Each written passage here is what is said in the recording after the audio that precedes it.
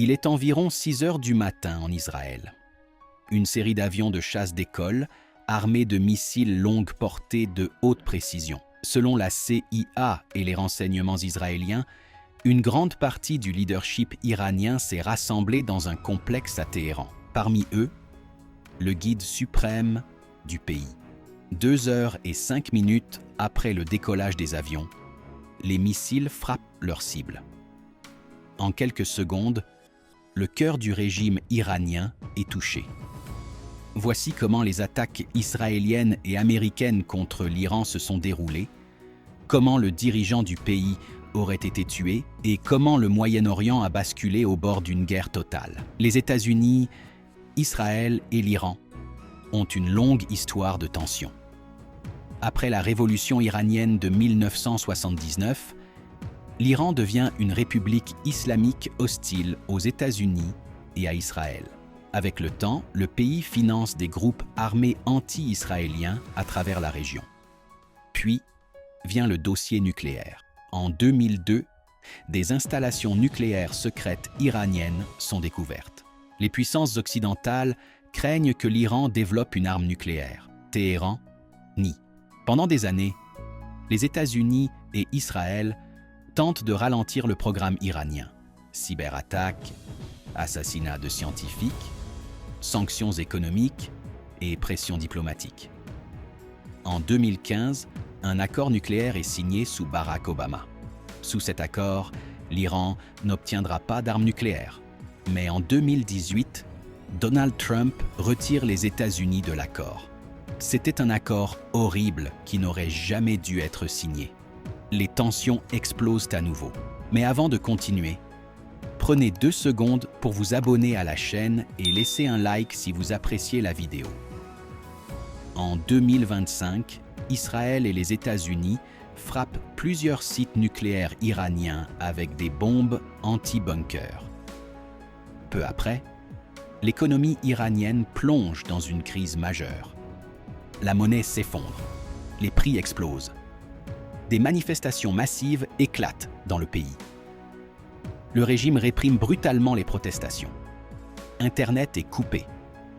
Des milliers de personnes seraient tuées ou arrêtées. Pendant ce temps, les États-Unis renforcent leur présence militaire au Moyen-Orient. Puis arrive le 28 février, 9h40 du matin. Téhéran. Selon plusieurs rapports, les services américains suivent depuis des mois les déplacements du guide suprême iranien et des hauts responsables militaires. Ce matin-là, plusieurs dirigeants clés se trouvent dans un complexe gouvernemental au cœur de la capitale. Israël et les États-Unis auraient initialement prévu une attaque de nuit. Mais l'opportunité est trop importante. Les missiles sont lancés immédiatement. Quelques secondes plus tard, de puissantes explosions secouent le complexe. Des images satellites montrent d'importants dégâts et d'énormes colonnes de fumée noire au-dessus de Téhéran.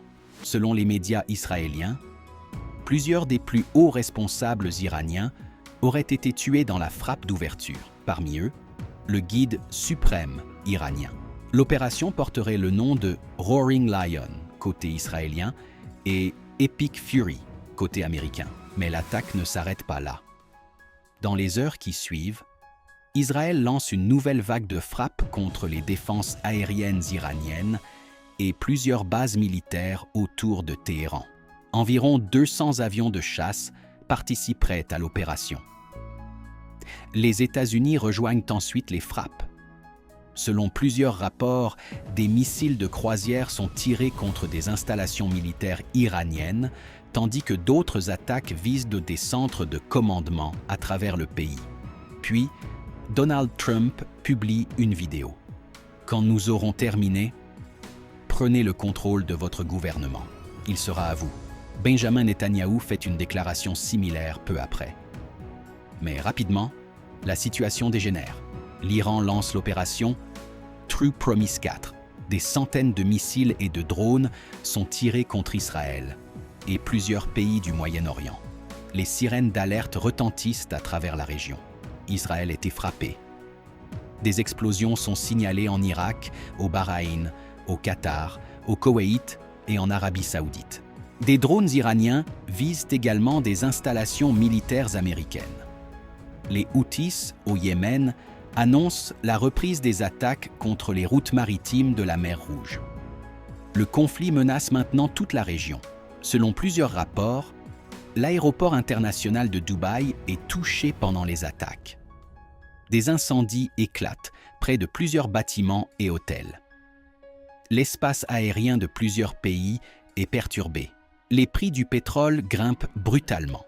Des experts craignent une crise énergétique mondiale si le détroit d'Ormuz est fermé. Pendant ce temps, des manifestations éclatent dans plusieurs pays. Certaines personnes célèbrent la mort du dirigeant iranien. D'autres dénoncent une guerre illégale. La participation américaine devient particulièrement controversée. Donald Trump affirme que les attaques étaient pas nécessaires pour protéger les intérêts américains et empêcher une menace future. Mais de nombreux critiques affirment que l'Iran ne représentait pas une menace immédiate contre les États-Unis. Certains experts parlent d'une guerre de choix plutôt qu'une guerre de nécessité. Selon plusieurs juristes, une attaque préventive de ce type pourrait violer le droit international. D'autres remettent en question la légalité de l'opération au regard de la Constitution américaine, puisque le Congrès n'a pas officiellement approuvé la guerre. Pendant ce temps, l'Iran tente de maintenir le contrôle du pays. Un gouvernement provisoire est formé. Mais la question devient maintenant claire. Qui dirigera l'Iran après la mort du guide suprême? Et surtout, jusqu'où cette guerre peut-elle aller? Selon les premiers bilans, des centaines de personnes auraient déjà été tuées dans les frappes à travers le Moyen-Orient. Mais les chiffres exacts restent impossibles à confirmer. Si vous avez regardé jusqu'ici, n'oubliez pas de vous abonner à la chaîne et de laisser un like. Merci d'avoir regardé la vidéo.